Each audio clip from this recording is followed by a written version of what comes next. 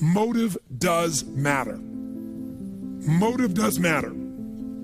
If you want to know my pain in life, my ultimate pain is people think of me as a motivator. I hate that term. Mr. Motivator. You know, people go, I don't need any motivation. I say, well, that's good because that's not what I do, right? No, don't have a nice big belly. They go, I don't need any motivation. I'll go, that's obvious. You're highly motivated to eat.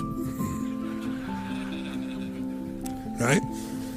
I'm the why guy. I want to know why you say you want to lose weight, but you keep eating. Because what motivation is your motive for action. I'm very interested in what your motive is. You should understand your motive, your why, your purpose. That's where all the power of life is. And I believe motive does matter. If your motive in your business is just to make money, you can make it because you're focused on it. But I believe life moves to support whatever supports more of life. And I think a reason why Home X or a Zappos grows the way they do is because they have a higher purpose as well. I had these visions, and I think they were given to me by God when I was a very young boy.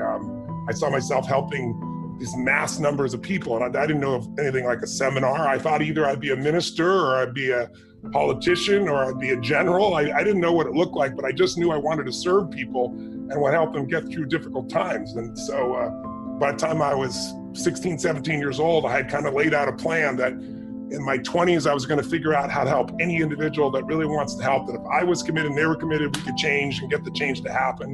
And in my 30s, I said I'll be able to do that with small groups of people simultaneously. In my 40s, big groups. In my 50s, institutions. And in my 60s, you know, it would be a global impact, or I might do something in the political area, or I might start a church. I thought of all the above, quite frankly. Don't take my job. Come on, leave me something.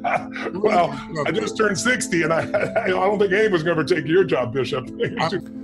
I saw so much fear, and you know, we're in the 8th year of a bull market. It's the 2nd largest bull market in the history of the world, and we all know there's going to be a crash. But while you're busy worrying about the crash, a lot of people miss the bull market. It's up 250% since 2008. It's up 14% since Trump was made president in November. It's crazy, right? And a lot of people on the sideline going, it's so expensive, you know, it's going to come down. So I thought what I'd do is write a short book, not 600, 700 pages. Yes. Make it so they can read it in a weekend or, you know, long day or evening.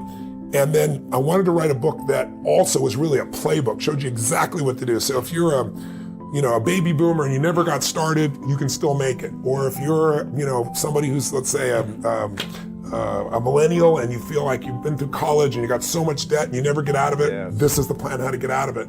But I really wanted to get rid of the fear. I wanted to show people that there's nothing to fear and do it not with enthusiasm, but with facts.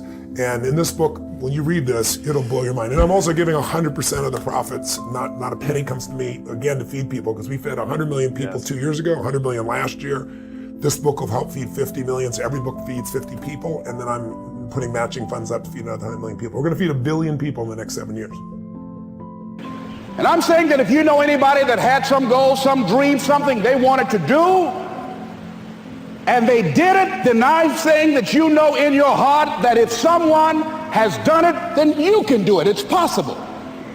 And that if someone can make their dream become a reality, that it's possible that you can make your dream become reality. And so as you begin to look at where you want to go, beginning to embrace that, it's possible. I'm blessed and highly favored. I've got a lot going for me. I got some good stuff in me. And it's possible that I can bring my greatness out here in the universe. That I can do what I want to do. It's possible I can write my own book. I can have my own business. I can take the trip and travel around the world. It's possible. I can bounce back from adversity and reinvent my life. It's possible. Regardless of where I am, the things can get better for me. It's possible. I'm thinking about 2 men right here in Chicago who are fairly successful, similar background, educated. They worked for a corporation for many years, and they were among many people that were laid off. 2 guys who were very good friends. One went out looking for a job for several weeks along with the other one, and they faced disappointment and rejection again and again and again. They couldn't find any work, which is the story of many people across this country. One guy stopped. He became discouraged. He stopped going. He stayed home looking at television, became very argumentative and toxic with his wife, drinking beer, getting on the phone, talking to his other negative, unemployed friends. And he just gave up. The other guy kept looking for a job everywhere he could go. Every time he could get an opportunity, kept asking people, networking, checking the newspapers every day. Kept going everywhere he could, trying to find a job. You have too much education. You're overqualified. You won't be here long enough. He kept going. He kept going. He went to a place and said, look here, I tell you what, if you can't hire me, and I know you can use my talents, abilities, and skills, I don't want to sit home and do nothing. Just let me do some volunteer work. You don't have to give me anything, all right? I just want to work. I want to be busy. Guy said, okay, it's on you now, but don't expect me to give you anything. It's okay. This guy came in and worked. He was the first one there. The last one to leave was the best employee there.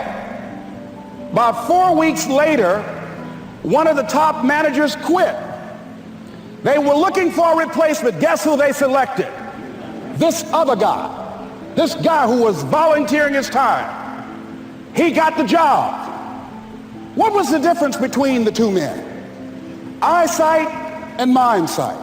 Eyesight is judging on what you see, judging according to appearances. But mindsight is how you interpret what you see. One guy said, it's not possible, it's over, I'm finished. I can't do it. I can't make it. He surrendered. I've faced rejection again and again. I'm not going anymore. There are no jobs out there.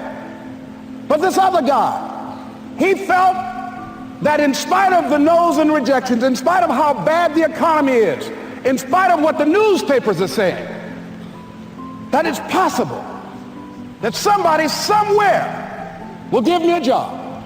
He just kept going, thinking it was possible. And guess what, ladies and gentlemen? That's what we have to do with our dreams. Because things happen to you in life that you can never, ever anticipate.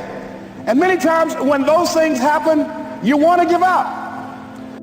Motivation's garbage. You only feel motivated to do the things that are easy, right? Why do you think that is? Oh, I know exactly why that is. Because I've studied this so much, because for me, one of the hardest things to figure out was, why is it so hard to do the little things that would improve my life? And what I've come to realize, and what we'll talk a lot about today, is that the way that our minds are designed is our minds are designed to stop you at all costs from doing anything that might hurt you. And the way that this all happens is it all starts with something super subtle that none of us ever catch. And that is with this habit that all of us have that nobody's talking about. We all have a habit of hesitating. We have an idea, you're sitting in a meeting, you have this incredible idea, and instead of just, saying it, you stop and you hesitate. Now, what none of us realize is that when you hesitate, just that moment, that micro moment, that small hesitation, it sends a stress signal to your brain. It wakes your brain up, and your brain all of a sudden goes, oh, wait a minute, why is he hesitating? He didn't hesitate when he put on his killer spiky sneakers. He didn't hesitate with the really cool track pants. He didn't hesitate with the NASA t-shirt. Now he's hesitating to talk, something must be up. So then your brain goes to work to protect you. It has a million different ways to protect you.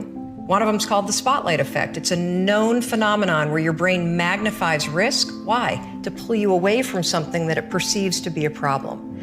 And so you can truly trace every single problem or complaint in your life to silence and hesitation. Self-confidence is self-trust. Self-confidence is building a reputation with yourself, that you keep your word to you, that you keep the promises you make to you. When I meet somebody who has a ton of self-confidence, I don't look at that as somebody with a big ego. There's a difference. Somebody with self-confidence has a reputation with themselves that I do the things I say I'm going to do. That's where self-confidence comes from. When I meet someone who is not self-confident, I know this is someone who has consistently made promises to themselves they've not kept. They've started a diet and done it for a while but not kept it. They've made a commitment and goals to go make a certain amount of money in business, and they started down the road, but then they didn't deliver on it long term. To get up at a certain time of the morning, and then they don't do it. And so they have a process and a habit in their life, more often than not, of not keeping the promises they don't make to other people. They don't keep the promises they make to themselves. And so the cool thing is, self-confidence is an internal game. You do not need external accolades, external admiration. I'll tell you one thing that, most millionaires master is reading people. Reading people. And I'll tell you what I mean by reading people, okay? The reason why reading people, millionaires end up generally becoming good at reading people is because they've been ripped off, backstabbed, lied to, cheated so many times that there are a lot of signals that they see a trend and saying, this person's like that, reminds me of this person. You gotta learn how to read people. You gotta learn how to read a customer. You gotta learn how to read an employee. You gotta learn how to read someone who is absolutely full of it. Sometimes I get surprised how some people who are pretty successful, they're making $120,000 or $300,000 a year, how easily they fall for the trap of somebody who's full of it. Like, how do you not read that sometimes, right? You gotta learn how to read it, and a certain level of paranoia when you're reading people. And then also, when I'm saying reading people is not just on the negative side, reading people on someone that's truly, you did something wrong and you need to go out there and do something about it. You need to read people that need you to make a right effort to take care of them, you to make the right effort to, treat them in a way that they need to be treated. That's also reading people. Another one is, when I say reading people, is being able to think what a customer is going to need now, what a customer is going to need a year from now, 3 years from now, 5 years from now, and reading them. Being able to read a person that starts with your company at an early stage, and what were they thinking about when they were at your level, at a new level. You're not speaking to them from your level. Millionaires, they got to learn how to read somebody at that level and give them the belief that they need at that level, versus somebody that's been around a little longer that needs to kind of man up or woman up or mature as an entrepreneur, and they're not. They're just treating this as a lollygagging with the industry, and that's a complete different conversation with that person. Say, grow up already. You've been in this thing for 5, 10, 15 years. What's next? You're gonna be like this your entire life. So reading to know when, where, who, what, when, they eventually become very good at reading people.